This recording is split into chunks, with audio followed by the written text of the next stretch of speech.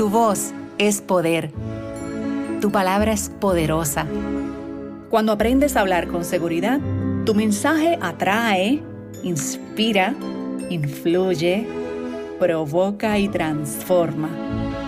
Te damos la bienvenida al Camerino Virtual, un podcast para speakers, conferenciantes, creadores de contenido y para ti, que quieres crear un impacto profundo al comunicarte.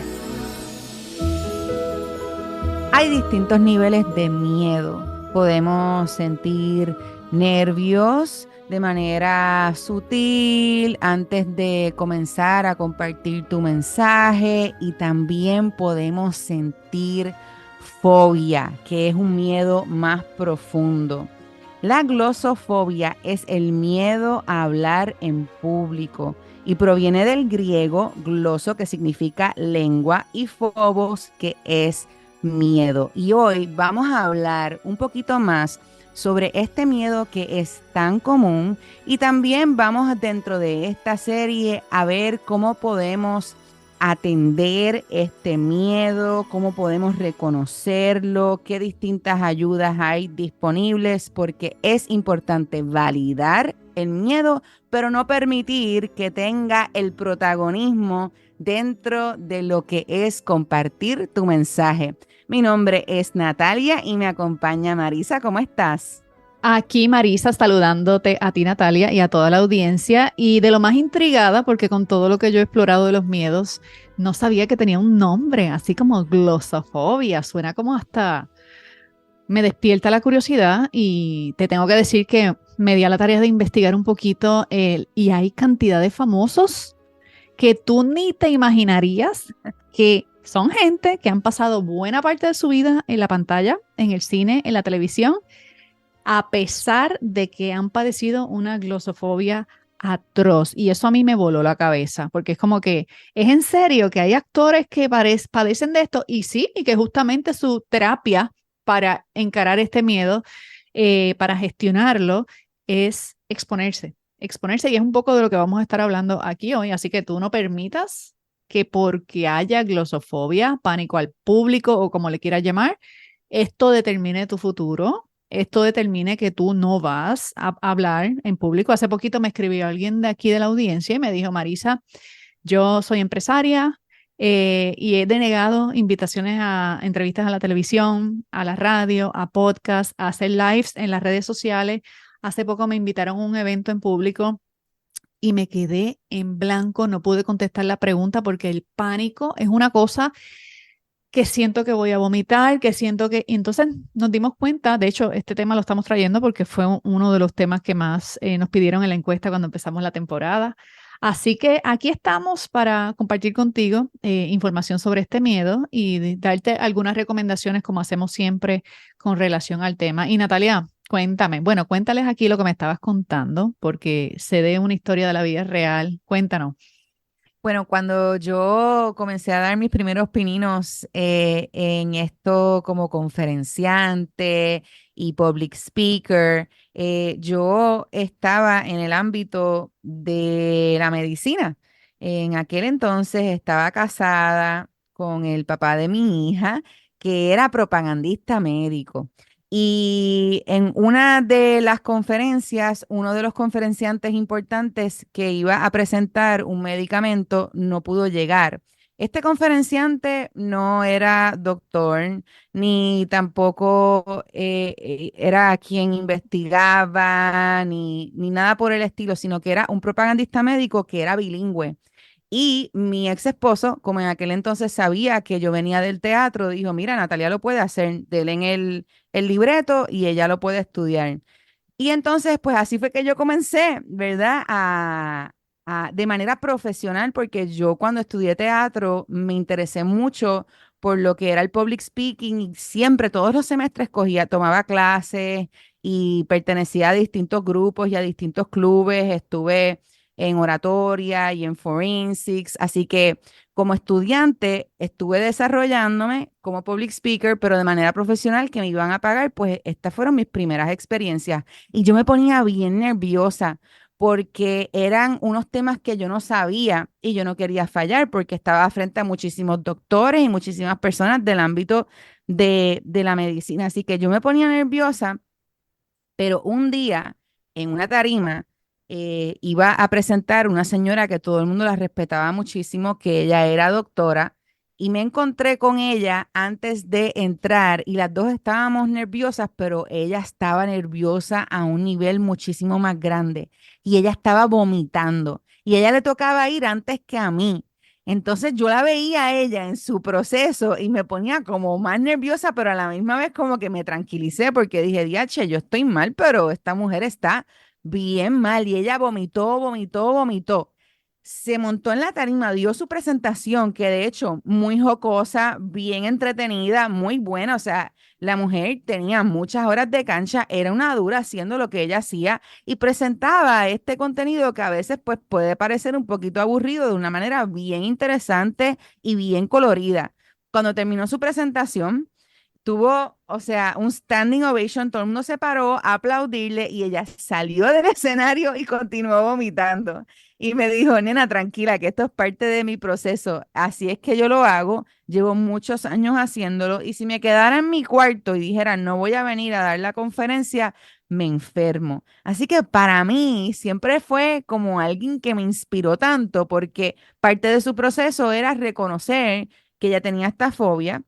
Ella necesitaba vomitar, al vomitar ya se sentía que estaba lista y después de los nervios que le causaba lo que ella había hecho, volvió y vomitaba y después salía, compartía en el brunch y estaba completamente normal y natural. Así que fue algo bien impresionante, pero a la misma vez me di cuenta que la lección que me llevo de ella es que el nervio, los nervios, el miedo, la fobia no la paralizaba, sino que pues ella sabía que ella me decía, mira, yo lo que hago es que no desayuno mucho, es como casi como un cólico lo que le causa.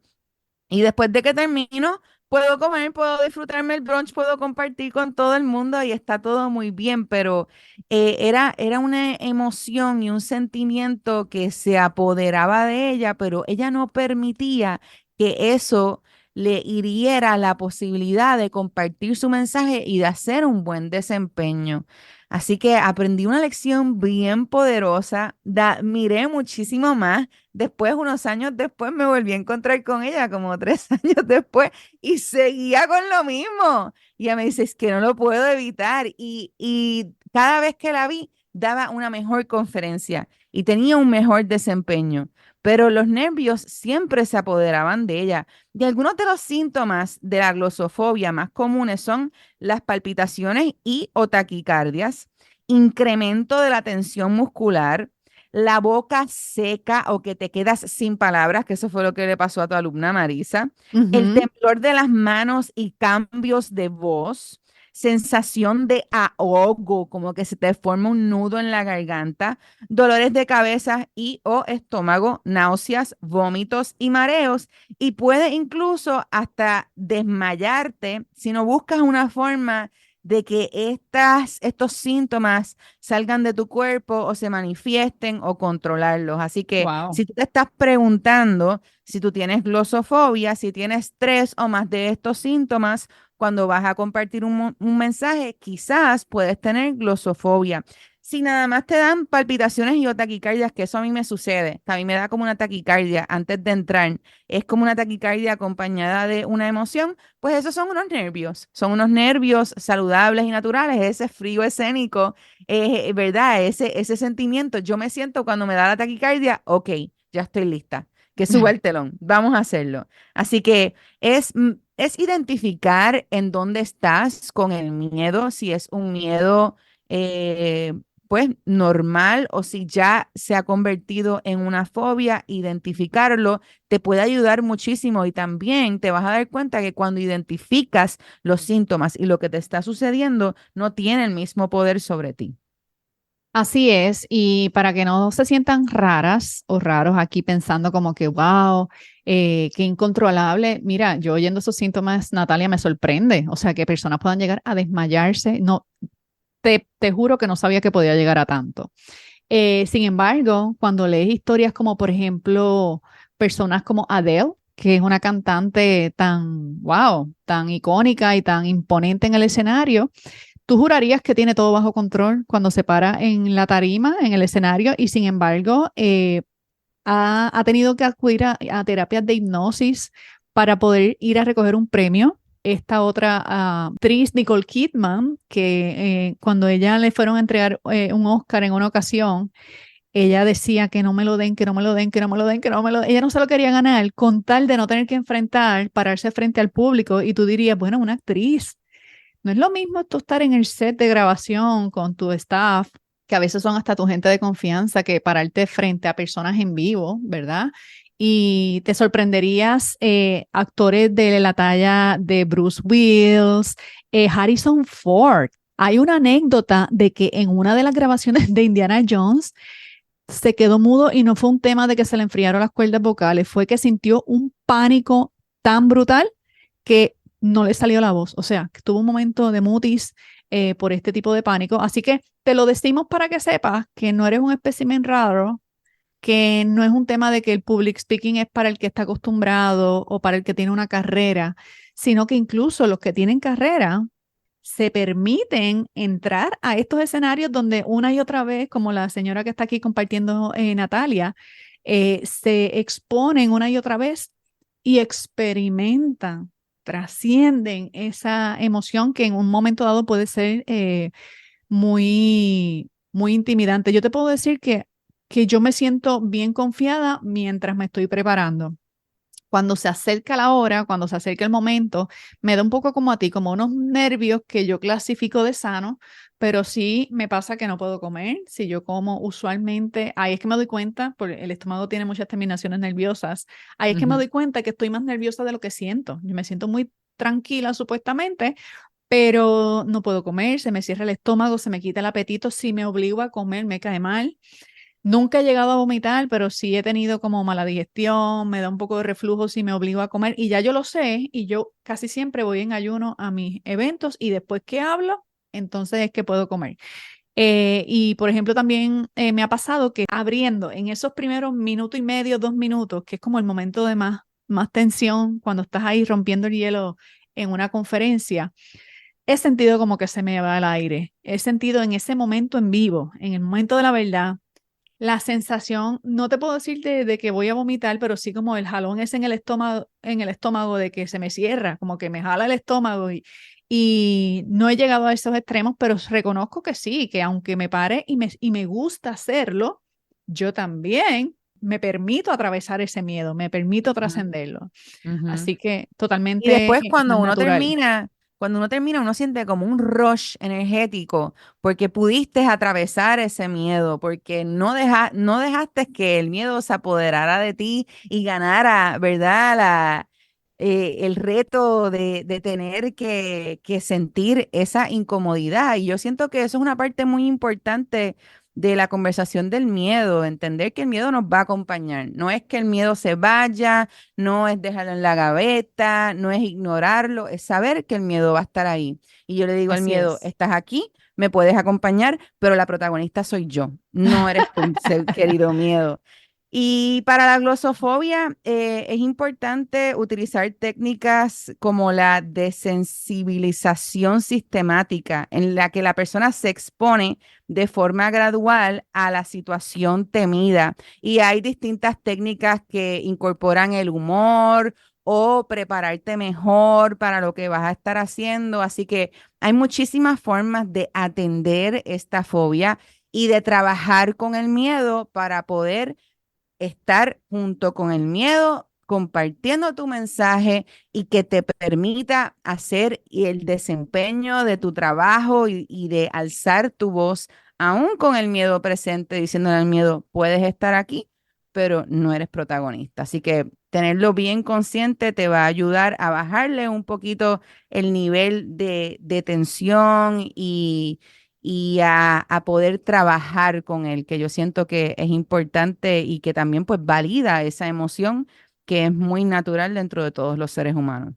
Absolutamente. Y bueno, claro que te vamos a recomendar algún truco, algún secreto que Natalia y yo hacemos cuando estamos en situaciones como esta. Así que para cerrar este tema de la glosofobia, vamos a pasar al secreto de Camerino. En el día de hoy te quiero compartir este truco que siempre me ayuda, sobre todo cuando siento más miedo o más nervios al momento de pararme frente a un público, y es sudar. Yo me aseguro que dentro del itinerario del día de prepararme para dar la conferencia X o Y que yo vaya a dar, yo saco un tiempo para ejercitarme, para ponerme en movimiento, para que el cuerpo sude, para sentirme cansada, entre comillas, y no sobrepensar las cosas, porque muchas veces cogemos ese miedo y lo ponemos a hervir, como digo yo, cuando tenemos demasiada energía disponible, pero si trabajamos con nuestra energía de una manera saludable, como es el movimiento, pues ayuda a balancear un poco la situación, y el beneficio de las endorfinas que viene cuando nos ejercitamos nos ayuda a estar en un lugar donde nuestra autoestima se siente mejor, nuestro cuerpo se siente más saludable, nuestra mente está más refrescada. Muchas veces, no sé si te pasa a ti, pero a mí me pasa que la musa llega cuando estoy haciendo ejercicios, cuando saco ese tiempo para sudar, y me ayuda hasta incluso unos toquecitos y unos detallitos del mensaje que voy a compartir. Así que es un gran hábito para incorporar en toda tu vida, pero sobre todo en esos días donde te vas a parar frente al público.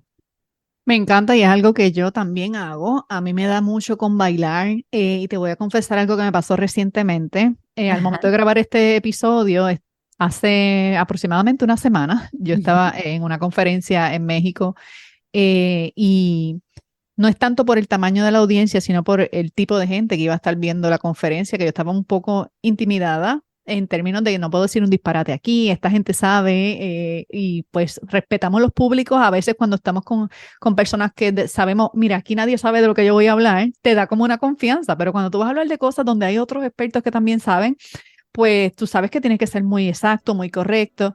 Y yo tenía una presentación planchada, hecha, que era la que yo había ensayado, y en un momento de estos de baile, puse la música en mi cuarto, me puse a bailar, me puse a brincar, y ese era mi momento de sudar. Faltarían como 3 horas para mi presentación, pero yo estaba cogiéndome un receso para soltar esa energía porque sentía un nudo en el estómago. Y en una bailada de esas, se me ocurrió cambiar la presentación. Se me ocurrió que el opening statement no iba a ser el que yo había ensayado. Se me prendió el bombillo y lo vi clarito. Me llegó como la forma más bonita y más hermosa de amarrar lo que yo venía a decir. Y suerte, ¿verdad? Que todavía yo no había, la persona que tenía la presentación, estaba a tiempo yo para decirle, mira, te voy a mandar un cambiecito. Nada, era que la portada iba a ser diferente y que le iba a añadir unos detallitos a la presentación, pero el mensaje era el mismo con un hilo conductor diferente, y todo ocurrió en un momento de explayarme bailando, y fue justamente la sudá hizo que se liberaran estas hormonas, que yo entrara en conexión con el placer de lo que iba a hacer. Y te tengo que decir que ese momento de inspiración que me duró unos segundos cambió el delivery, el resultado, el que yo me sintiera en mi propia piel cuando estaba haciendo el desempeño. Así que además de ayudarte a bajar un poco la intensidad de ese miedo, también pueden surgir cosas maravillosas en un momento de inspiración, sudando antes de salir al escenario. Y de hecho, Marisa, recuerdo que hemos tenido reuniones maquiavélicas para el proyecto de Camerino Virtual, y parte de lo que hemos hecho son sesiones de bailar, de movimiento, antes de sentarnos a hacer nuestro brainstorm, antes de decir cuáles son las distintas ideas. Y es algo que te invito a que lo hagas tú sola, que estás ahí al otro lado escuchando, pero también con personas con las que estás desarrollando distintas ideas, porque yo siempre digo que la musa siempre llega cuando estamos moviendo nuestros cuerpos. Así es. Y dijo Picasso que la musa te encuentre trabajando. O sea, que Sí. no pienses que durmiendo y con los brazos cruzados te va a llegar el momento de inspiración. Eso se desarrolla más adelante, cuando tienes ya la destreza de ejecutar. Puede que en un descanso, en un sueño, de momento recibas la inspiración, pero como estamos hablando de la vida real, cuando te estás empezando a exponer, pon en agenda un ratito para bailar, un ratito para correr, un ratito para sudar, y nos haces una historia después.